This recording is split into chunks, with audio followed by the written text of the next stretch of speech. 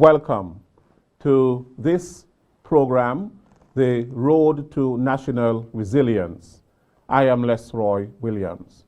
Today I am joined by Mr. Abdias Samuel, who is the National Disaster Coordinator at the National Emergency Management Agency, what is referred to as Nema. I am also joined by Mr. Elmo Burke, who is the Senior Met Officer at the St. Christopher Air and Seaports Authority, what is commonly known as SCASPA. Today we are going to be having a lively discussion on the 2021 transatlantic hurricane season, which of course just starts in a few days. It starts on June 1st and it lasts until the end of November. So today we'll be talking about disaster preparedness, what we are to expect in terms of the forecast, which Mr. Burke will share on, and Mr. Samuel will share on the National Disaster Plan and the role of Nema, the comprehensive role of Nema in disaster preparedness. Welcome to all of you. Thank you. Now, Mr. Samuel, we are almost at the beginning of the 2021 Atlantic hurricane season. We can't believe it that another hurricane season is here. And just like anything else, we have to prepare. Preparation is extremely important. Now, Nema plays a key role in disaster preparedness. A comprehensive role Nema plays. There's a national disaster plan that Nema follows and so on. Can you highlight for us or explain Nema's role in this disaster national plan? Thank you very much, Mr. William, and I welcome this wonderful program, The Road to National Resilience. Everything that we do or surrounds us is based on risk management, risk assessment, is risk-based. And Nema plays a critical role as a secretariat in terms of peace, whereby we use this disaster management cycle to prepare the country to mitigate against the impact of any hazard. But in this case, we are focused on the hurricane season. Now, Mr. Williams, Nema, as a secretariat, is guided by a national disaster plan. And what does the plan intend to do? It actually, it's divided into 4 parts, but its intention is to harmonize and act as the nerve center to manage all of the resources within the country. Bearing in mind that we are part of the public service, we are a government agency, but we bring together all of society using that plan to ensure that we mitigate, we respond to, and we recover from any impact that may threaten the lives and livelihoods of everyone who is living on St. Kitts and Nevis in particular. However, just to broaden the scope of it, it also speaks to our preparation to assist our regional counterparts, because we live in a region and we are part of many regional bodies such as OECS and the CARICOM. And we are also guided by what we call our mother agency that bring all these countries together, which is CDEMA, the Caribbean Disaster Emergency Management Agency. Now, in terms of peace, Mr. Williams, the Secretariat carries out a number of educational activities. These educational activities are geared towards creating a culture, a disaster preparedness culture, a culture which by our citizens on a yearly basis or regular basis would take the necessary precautions to prepare themselves for any eventuality, whether it be a hurricane, whether it be a plane crash, whether it be an earthquake, whether it be a major collapse, whatever it may be. We are prepared because we are cultured into it. So we start with an educational awareness campaign where we continue with that preparedness. We are also responsible for ensuring that all the government resources that are required during these times are in place and prepared to assist the general public wherever necessary. And we also look at our creating relationship, because Mr. Williams, everything is based on relationship. So we create the relationship with the with NGOs, non-governmental organizations such as the Red Cross, the Rotary Clubs, Lion Club, and many others out there, because we cannot do it alone. I spoke earlier about the all of society approach. And then, Mr. Williams, we then bring together all of the region and our international partners as well. We have that training, that we do the interaction to ensure that we are uniformed and we speak the same language to avoid mass confusion during chaotic situations. So the national plan is a guide. And Mr. William also speaks to the terms of reference. It speaks to what do we do during a hurricane in particular, and how do we approach the various hazards once we have become under the threat of these things. So that's what the national plan does. It's divided again into four parts. The basic plan, then it has the terms of reference, then it has the hurricane plan, and then it has the NEOC, which is the National Emergency Operations Center, which many of us have come to love as a very repeated term during the past 16 months, we may say, Mr. Williams, as we have been impacted by this pandemic. So that is what guides the response. Now, the national plan, Mr. Williams, has 10 national subcommittees, and it's very important for us to know these committees. These committees are made up of government agencies, private sector agencies or companies, and also NGOs and social partners. For example, let me just give a few examples of the national subcommittees that are involved. We have medical and public health, so national subcommittees, and this is chaired by the permanent secretary from within the Ministry of Health. So this pandemic, Mr. Williams, falls within the scope of the national structure, disaster management structure. Then you have foreign assistance. Now, foreign assistance is critical because, for example, the government of St. Kitts and Nevis would have extended the arm of assistance to St. Vincent and the Grenadines during La Soufrière eruption. And foreign assistance was basically the key agency that would have been communicating with the foreign affairs in St. Vincent and the Grenadines and other international partners to ensure that there is a diplomatic communication between both. And that proved itself to be very effective. So I just giving you, Mr. Williams, some examples. We also have, Mr. Williams, utilities.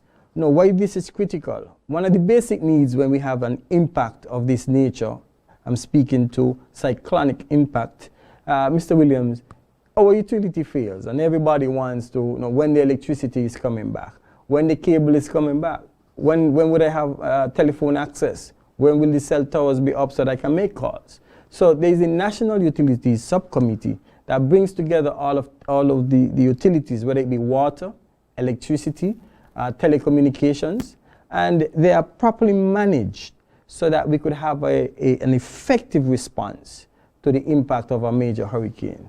And then, Mr. Williams, we have the Damage Assessment and Recovery Subcommittee, which is chaired by the Director of Public Works, where they look at the public infrastructure, what damage are done to the roads, our drainage system, bridges, and byways. So it's important that we have that so that we could know exactly what damage has been done to our beaches or other resourceful areas. For example, one of the thing that happens with that committee, that within 24 hours of an impact, Mr. Williams, they have to have the preliminary estimate of damage estimation for us to be able to know exactly how do we establish our basic needs list so that we could provide our international partners with these lists to assist the country in a timely manner. So I'm just giving you an example of these 10 national subcommittees that encompasses a comprehensive disaster management approach to any hazard that affects the country at any time. So I wanted to give the nation an idea of this. And if you want further information on the 10 national subcommittees, please visit the Nema website at www.nema.kn, and you will see the outline of the 10 national subcommittees. But one critical point I wanted to highlight, Mr. Williams, is that we also have our volunteer mechanism, because that is critical to our response, our preparedness. They know their communities, and so on. So this is critical in our overall approach, in that overarching approach to preparedness and response and mitigation to any particular impact of a cyclonic nature to St. Kitts and Nevis. Right. Now, there's also the Education, Communication and Warning Subcommittee, of which, as Director of SCASPA, I am the chair. Now, we also have a Disaster Mitigation Council. Could you speak a little bit to that, the Disaster Mitigation Council? Wonderful. Thank you, Mr. Williams. So the word itself, mitigation, Mr. Williams, it means to reduce the impact of. So the Mitigation Council acts as a committee represented or chaired by a representative of the cabinet, meaning a cabinet minister, who is the conduit between the technical team and the cabinet itself. What they do is that they look at policies, they look at procedures, they also look at laws, regulation to govern the disaster management response, recovery, and also to look at implementation of, as I said, policies, procedures that will reduce the impact of any hazard to St. Kitts and Nevis. Case in point, for example, in the building codes, the Mitigation Council would advise the cabinet in support of these type of regulation to reduce the impact of any type of wind hazard, in particular rain hazard, cyclonic hazard, and households. For example, one of the things that I know was done recently under the OCS building code is that the building code was moved now from a category 3, and they now have to build towards a category 5 hurricane, because we have seen the increase in category 5 hurricanes in our region. These are some of the measures that we look at in terms of infrastructure, building infrastructure that are resilient to the threat of hazards, the various hazards to the region. So that's one of the things that they do. They also look at the overall composition of the national disaster management structure within the country, and they advise as per legislation, they advise as per the review of the national plan and the restructuring of staffing and the responsibilities of the public sector, private sector, and the NGOs working together in under memorandum of understanding and agreements. Mm-hmm. So they have a wide-reaching scope. It's a very effective committee, it's a very powerful committee, because their decisions can cause the lives and livelihoods of individuals to be either affected or improved or protected if we are ever impacted. Right. While the Caribbean is home to many environmental hazards, yes, and from time to time, these hazards turn into disasters, which mean that they impact people, they impact communities, they impact lives. Yes. We are dealing at this present time with a health disaster, that of the COVID-19 pandemic, that has wreaked a lot of havoc on the entire world. And in preparing for the hurricane season and any eventuality, we are preparing in a COVID-19 environment. Do you want to speak to that? Because then the challenge will be more in terms of if we are impacted, because then we have to think of, mitigating the impact of the COVID-19 pandemic, its transmission and all of that sort of a thing, and yet a hurricane impacting us or some other natural disaster. Right. Mr. Williams, wonderful. So presently, we are preparing for the hurricane season in a dual hazard environment. The dual hazard environment that we're going to face is that we have a hurricane season starting in a few days, and we are under a pandemic, global pandemic. Not just a pandemic in a particular region, but a global pandemic. And it has far-reaching impact. Let's bring it closer home. For example, housing and shelter is critical. We normally promote a body system approach to sheltering. It's very difficult doing that under this context. Second challenge you have, Mr. William, is that the government identifies shelters. Their capacity will have to be reduced significantly because of the pandemic. Now, the third thing we have to look at is placing different persons in these shelters, not knowing who may be a carrier of the virus that can transmit this virus. And it's an open space. You don't have an individual space. And that in itself is a recipe for challenge. Case in point, La Soufre in St. Vincent and the Grenadines that would have erupted. Persons were placed in persons were placed in shelters. And these persons were placed in shelters. We have had clusters of cases come out of shelters. And this include security forces who have been there to help monitor and manage these shelters. So it poses a serious challenge in the context of that. Right. There is also disruption to the supply chain. For example, we had the other day where Trinidad would have gone into a lockdown. And it impacted the supply chain to the rest of CARICOM. Jamaica is also one of those exporters. So the supply chain would have been somewhat impacted, whether minimally or otherwise, it's impacted. We also saw, Mr. Williams, whereby the deployment of resources in providing humanitarian assistance to St. Vincent and the Grenadines was challenged because you had persons coming from different countries. And in coming from different countries, it means persons came with different risk levels. And in doing so, it challenged St. Vincent and the Grenadines in accepting the humanitarian assistance of individuals coming into country.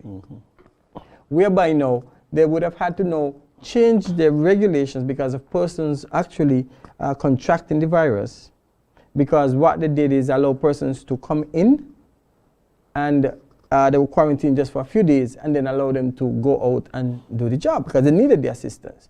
Then that had to be changed to a longer period to allow the incubation to take place and then identify whether these individuals would have had the virus or not so that they could integrate and then provide the assistance. So you could see the logistical nightmare that COVID-19 places on countries that would be impacted and needs the human assistance.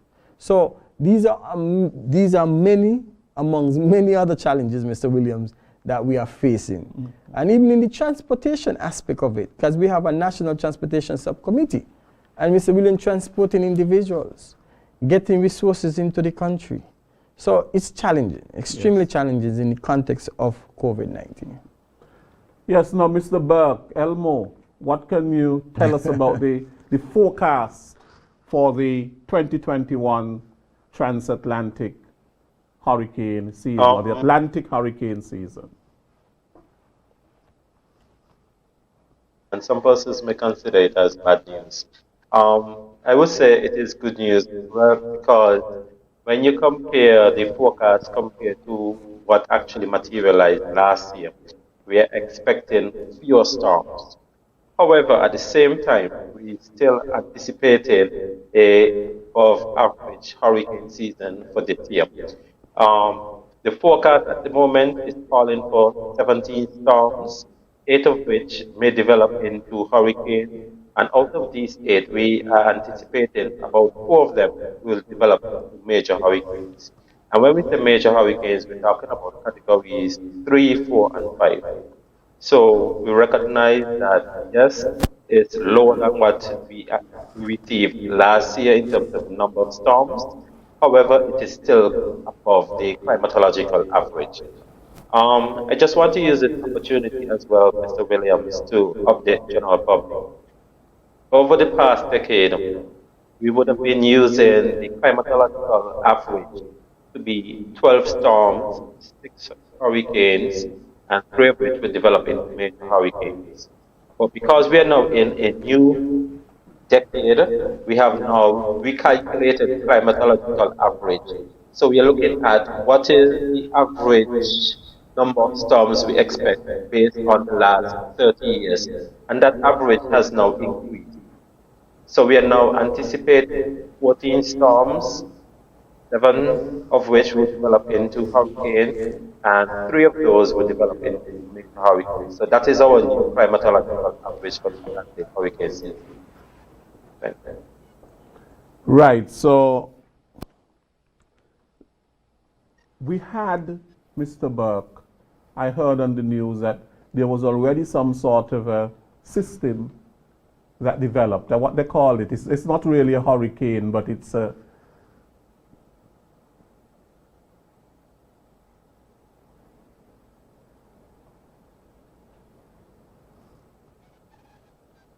Did you hear me? No, I didn't. Can you please repeat?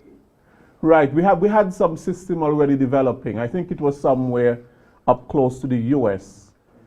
And why did they not refer to it as a hurricane? They said it was a system just before the hurricane season. So we can have things that develop before the hurricane season officially starts. Yes, please. The season, although we usually use June the 1st to November the 30th, that is just the average period of when we expect most storm formation to occur.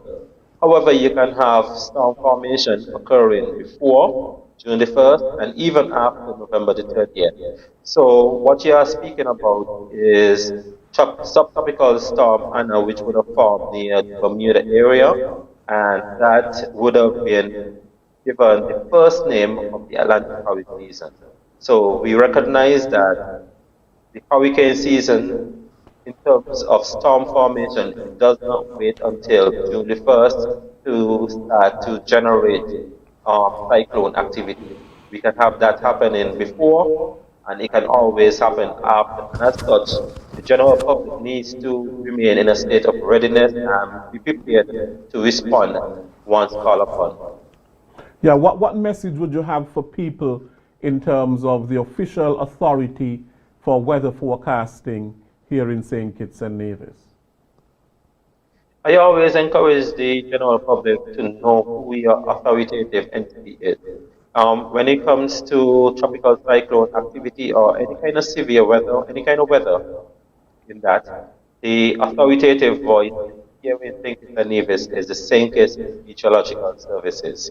And I, as the head of the Met Services, I would be, in most cases, the face and voice that you would hear, especially as it relates to severe weather. So we always encourage persons, if you want to verify some kind of information, turn to the Met Office. We will verify it for you because what we can provide a continuous monitoring of the Atlantic as well as the neighboring area, and we will provide update as necessary. Mm-hmm. Now, Mr. Samuel, thank you so much, Elmo. Mr. Samuel, we have the National Emergency Operations Center. Yes. And when you began, you said that it has become such a common name. Everybody hearing the National Emergency Operations Center, yes, because of our COVID-19 yes, briefings, which at one point they were daily, and then they became weekly. Right. And in times of disaster, that is activated. Yes. Could you speak a little bit to that? Yes, Mr. Thank you very much. So as depicted by the plan, Mr. Williams, which is, the NEAC is a very critical part of the plan. That is the nerve center. This is where all the representatives from the 10 national subcommittees, they come to this particular center right here at Nema. It's equipped with the equipment for communication, information sharing, decision making, critical analysis of the situation at hand, and decision making. Then from here, all these technical persons, such as a representative from the security forces, again from the 10 national subcommittees, and then you have the partnership from the NGOs who are here. For example, we always have the Red Cross present, and then you have critical responsibilities such as administration, such as the radio communication.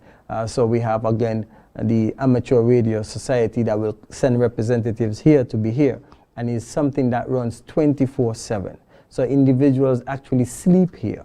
So if you start the shift and we are impacted, it means, Mr. William, like your good self, you will pull your cot and you will sleep here and be ready to educate the general public, provide the alerts, and communicate what is happening in the country, because you are the chair of that subcommittee. So that's what happens here at the NEOC. So the NEOC becomes like the government headquarters of the country once it's activated. All functions, whether it be from the executive level, technical level, or otherwise, will take place here. All the critical decision making, whether it be for our ports of entry, whether it be for the mobilization of humanitarian resources, which we say relief supplies, from the opening of shelters, from the reopening of business, everything happens here at the NEOC. So it's a very powerful and critical operation that occurs here. There is also a section here for the executive, which will be led by the Prime Minister himself, that will come here and sit and have communication and interactions with our regional bodies, international partners as well, to make decisions. And from here as well, Mr. Williams, everything that needs to be done for the country is coordinated. So that's why this is a very critical and august committee operation that happens here at the NEOC. So just look at it that everything comes here, and for here it's harmonized, and then decisions are made to be able to have an effective response to the situation at hand. So that's what the NEOC, in basic words, Mr. Williams, is. And this NEOC is actually stipulated by law. Mm-hmm. Well, I must tell you, I don't like sleeping here. But I understand the sacrifice Yes. that one has to make Yes. in terms of national disaster and, you know, the national response and Yes. sacrifice, Right. national sacrifice that one has to make at times, Of course. putting country Above. really above one's self. Definitely. Elmo, do you have anything else to say before we leave? I would just like to reassure the general public that we at the SCASPA office, although we are operating in a pandemic in terms of COVID-19, we stand ready to provide that level of monitoring and update as necessary. We work closely with the agency in terms of Nema, and myself and Mr. Samuel, we have regular conversations, especially once a system starts to brew out in the Atlantic. You will get periodic updates. So we just want to reassure you that even though we are on a pandemic, and for example, if you look at it, currently I am in quarantine at home. Nonetheless, I stand ready to provide that level of support, regardless if I'm physically in my office or sited at the Nema. I'm stand ready to provide that level of support to the agency to ensure that the country at home is in a state of readiness and be in a position that we can be resilient and respond to any threatening disaster. Mr. Samuel, anything you want to say before we leave? Definitely. I want to urge the general public to continue to prepare for this dual hazard environment. COVID is not going anywhere right now, but the hurricane season is not going to delay. It's coming. Remember this, even though Mr. Burke would have given a comprehensive outlook of the forecast, it only takes one storm that deviates and comes directly at us and can create more havoc on us with this dual hazard environment that we have. Be prepared. Don't wait. Don't hesitate not to vaccinate, but to be prepared for the hurricane season. And in this instance, I want to encourage the general public, yes, vaccinate as part of your hurricane preparedness. Well, I want to thank both of you, Mr. Samuel Abdias, our National Disaster Coordinator here at Nema, and you, Mr. Burke, Mr. Elmo Burke, our Senior Met Officer at SCASPA. Thank you to both of you. I am Lesroy Williams, and this was The Road to National Resilience. Take care.